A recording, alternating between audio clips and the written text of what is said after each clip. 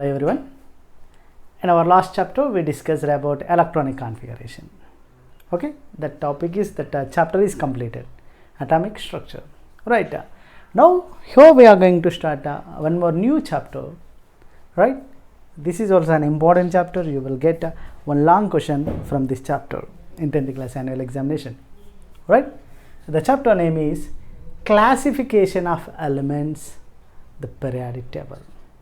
Okay, right, here if you visit a medical shop for purchase a specific tablet, you want a tablet, then if you visit a nearby medical shop, if you will see the medical shop, it contains many tablets, then all over the shop is filled with different tablets.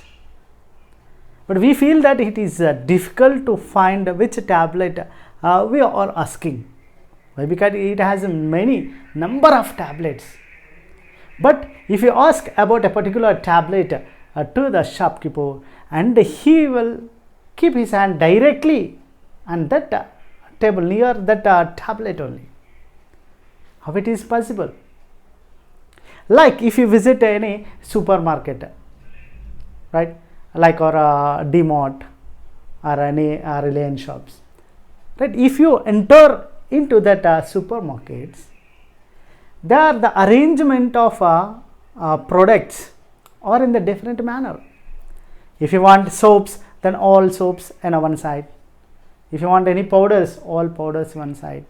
If you want any vegetables, all vegetables one side. That is easy to find, easy to collect. If you will go to a vegetable market, the person can keep all kind of vegetables in a separate manner or not. Ladies' fingers and one side, tomatoes and one side, potatoes or one side. Then easy to pick up. Which vegetable we require, that easy to pick up. Or if the person is clapped, then all together, all vegetables, okay, then tomatoes, potatoes, ladies' fingers and all are together he kept there, then it is easy to find? No. Right? Then from all these examples, there are arranged the products in a different manner. They followed one system of arrangement. Due to that system of arrangement, we can collect the item what we require, that we can collect easily, in easy manner. Like that, our scientists in earlier days, they also started to arrange in order wise manner. Okay, that is the need. Why? Because all the elements and their properties to remember, it is not an easy thing to keep in our brain, right? So that's why they arranged in a particular manner, then it is easy to remember that. Okay, in initial days, in 1661, in the year of 1661, the Robert Boyle is given one excellent definition: the element as any substance, that cannot be decomposed into a further simple substance by physical or chemical changes. The elements we cannot be split. Okay, right. But compounds, for example, calcium oxide, it is an element? No, it is a compound. This we can able to separate it, right, like calcium or oxygen, right, or you can take carbon dioxide, it is a compound. We can able to separate it by means of chemical changes or chemical reactions, or in that way we can able to split it. But element we cannot be further decomposed. That was given by Robert Boyle. Okay, then after, at that moment, at the time of Robert Boyle, then we know approximately 13 elements. In the year of 1661, then about 13 elements.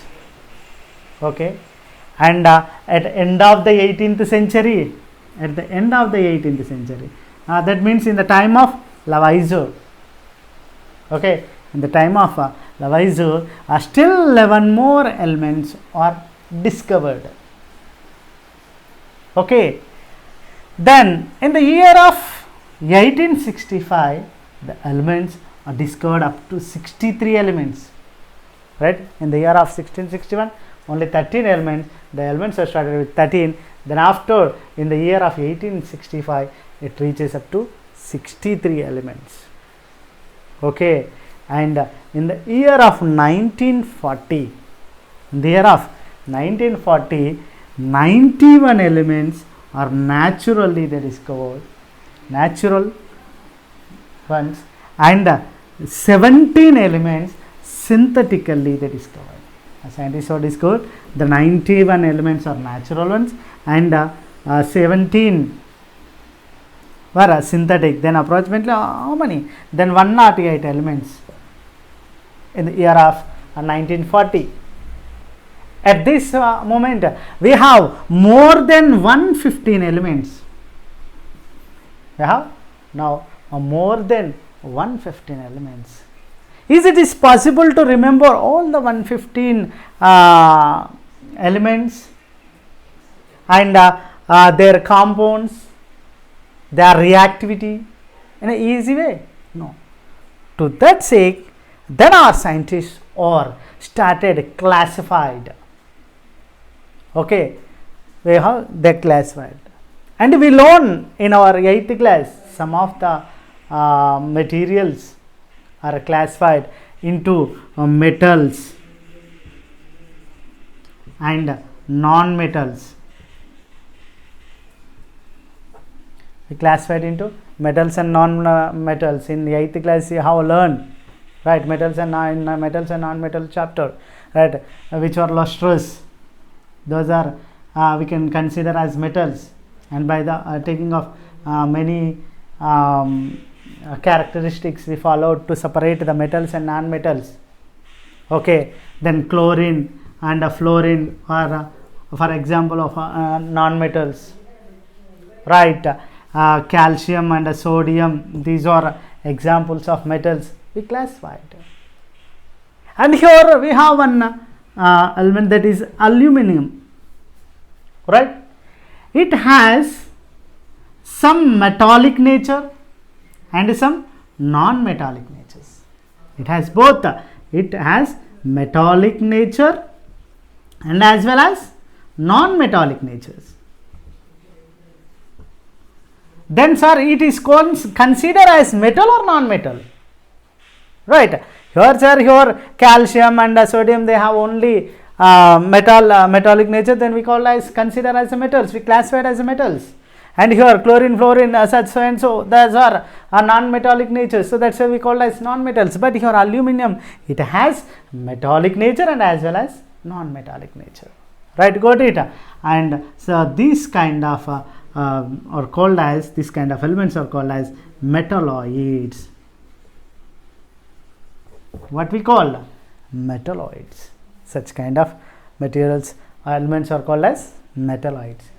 So that means here we have another way of classification. It is not possible. This kind of separation is not enough, and we learn in our last classes. Then acids and bases, in that manner also we done classification. So these or the simple techniques are not enough to classify the elements, right. Then so here we are going to discuss a deeper classification is given by different scientists. Okay, right. Then classification. Then we discussed what is the need of classification of elements, right. Then first classification is given by Dobereiner in the year of 1829. In the year of 1829 has given the classification that is called Dobereiner's law of triads. This classification name is Dobereiner's law of triads. Okay, right. You know the triads, tri means 3. Okay, Dobereiner's triads. Tri means 3. That means in each group, he has taken 3 elements. See here, in a group A, 1, 2, 3. In group B, 1, 2, 3. C, 1, 2, 3. In each group, he has taken 3 elements. Okay, and what manner he followed? He has taken 3 elements in one group by increasing order of their atomic weights. Increasing order of their atomic weights. Right here, lithium and sodium and potassium are in one group. See, their atomic weights 7, 23, 39. In next group 40, 87.5 and 87.5 and 137, like that. He has taken by the increasing order of their atomic weights. Got it? Right? And his laws, he has given the law of triads. He says that the atomic weight of the middle element is the average of atomic weights of first and third element. That means atomic weight of, atomic weight of middle elements is equal to the average of atomic weights of first and third elements. That means then lithiums and potassiums atomic weights average will give the atomic weights of sodium. Right? That is called law of triads. Dobereiner's law of triads. Then what Dobereiner's law of triads? He says that the atomic weight of the middle element is the average of the atomic weight of first and third elements. Okay, now we will see how. Average of first and second. Then arithmetic mean of first and third elements are 7 plus, then 7.0 plus and 39.0 by 2. That means how much? 39 plus 7. 39 plus 7. Then 46. 46 by 2. That means 23.0. Right? It is given or not? Right? Like that. Here, first and second atoms, first and third atoms, arithmetic mean 40.0 plus 137.0 by 2. Right? The 137 plus 40, 177. 177 by 2. Right? 8.5. Right? Then approximately is equal or not? Okay. And next here 35.5 and 127. Got it? Then 35.5 plus 127. Which atoms we have to take? First and third in this group. 127 by 2. That means 150. 162.5. 162.5 by 2. Got it? 120, 155, 162 by 2. Right? Then we have to cut it. 81.25. Right? That means approximately is equal or not? Then this is the way, then the Dobereiner's triad is given. Right? Next, then first and last 32.0 plus 125.0 by 2. That means then how much we will get? 157. 157 by 2. Got it? Then 2 1 ja, then 2 7 ja, 2 8 ja, 0.5. Then approximately is equal or not? Okay.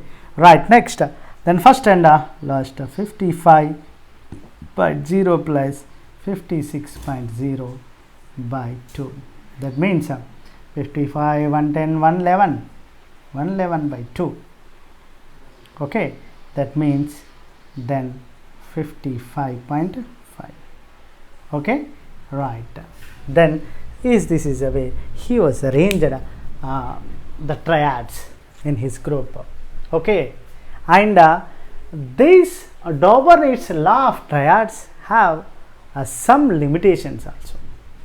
What are they, sir?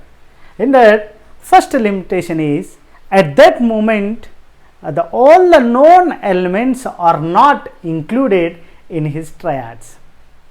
Okay, at that moment all the known elements are not included, right? Some of the elements he left, right? That is the first drawback of his triads. Okay, and next one, the law is valid for the very low atomic masses, for very high atomic masses, like in this case and fluorine, chlorine, bromine. Then according to his law, but he said that then first and last ones average of atomic weight should give the chlorine's atomic weight. No, but it is not proved, it is not correct. Then for all the elements it is not applicable, right? This is one drawback. And one more drawback, when then as the science is developing, the techniques to measure the accurate atomic masses, or when it is developed, then these atomic weights, then this triad is completely invalid. This is one of the drawback of Dauber-Naitz Dauber-Naitz law classification. Okay, got it? And next, now we are going to discuss one more classification. Now, Newland's law of octaves in the year of 1865 has given the classification of elements after the Dauber-Naitz, that is called Newland's law of octaves, right? His law states that when elements are arranged in the ascending order of their atomic weights, they fall into a pattern in which their properties are repeated at regular intervals. Okay, like first classification, this classification is also done by the in ascending order of their weight. Ascending order means the increasing order of their atomic weights. Right, here you can see it. Then he arranged the atomic elements, hydrogen, here lithium, and so and so, so like 1, 2, 3, 4, 5, 6, 7 in increasing order. Okay, and see here, he said ascending order of atomic weights, 1, 2, 3, 4, 5, 6, 7, and next 8th. Okay, right, here first one and up to 7, then 8th one is fluorine. From the fluorine, 1, 2, 3, 4, 5, 6, 7th one, right, got it? Then these all having the same properties. This is the law of octaves, right? Then every 8th element, okay, every 8th element can follow the same properties. Then from hydrogen to 8th element is fluorine, and from the fluorine 8th element is chlorine. Like that here, lithium 8th element, right? From lithium 8th element, 1, 2, 3, 4, 5, 6, 7, sorry, 1, 2, 3, 4, 5, 6, 7, 8. Right? From the sodium 8th element, 1, 2, 3, 4, 5, 6, 7, 8. Then these has a same properties. Okay, right. Then like in our Indian music, we have one sequence is sa, re, ga, ma, pa, da, ni. See, 1, 2, 3, 4, 5, 6, 7. Then 8th note again sa. Like our Indian music, notes sa, re, ga, ma, pa, da, ni. Then 8th note again sa. Same note we are getting, no? Like that, then from 8th, from the element, its 8th element, again it's get same properties. Right? Like that he said, this all horizontal row having the same property. Same property. He said that. Was Newland's law of octaves followed this way. Got it? And here, and he is the first person to introduce the atomic number. Until now, here we are using atomic weights, but he is the first person who introduced the atomic numbers for atoms, right? But unfortunately, this atomic number is not accepted by the senior chemists and as well as the chemistry journals. By his seniors and the chemistry journals are not accepted that atomic numbers. Okay, right, got it. And this Newland's law of octaves also have limitations. What are the limitations? Here the first limitation, then two elements at a time, two elements are included in one slat. Actually, in one slat he should arrange one element, no, here hydrogen one element, fluorine one element, chlorine one element, he included. But some of the slats are included with the two elements, here cobalt and nickel, see here, and here Pt and Ir, like, and second row, here Ba and V, and here C and La, and like this he is included then two atoms in one slat. This is one drawback of Newland's. And one more, certain elements arranged in one row, some of the elements, then few of the elements, no, some are dislike, they are dissimilar properties. Okay, actually he said that in this horizontal row consist all the elements are same properties, but he fixed some the dissimilar elements also, dissimilar with dissimilar properties. Those are, for example, cobalt, nickel, Pt, Ir, like that. These all are in the first row. One, see this one and this one and these, right? These properties and these properties are dissimilar. These properties are similar, and comparing with these properties and these properties are dissimilar. These are having the same properties, right? But if we compare the properties of cobalt or nickel and so, there is dissimilar properties. Like a second drawback, what is the second drawback? The dissimilar elements also fixed in one row. Okay, and one more, then his classification is restricted for only 56 elements, right? This classification contain only 56 elements, and he is not given any empty space or any new any empty slat for upcoming elements. Then further scientists they can discover some more elements, no, then if any new elements are discovered, they are unable to fit in this. That's why, because he is not given any empty slat. This is also one of the drawback of Newland's. Okay, in this class we discussed what is the need of classification of elements, and we discussed the Dauberni's triad and Newland's law of octaves, right? And based on Dauberni's or Newland's active the law of octaves, from this topic you may get 1 or 2 more question, right? Okay, thank you.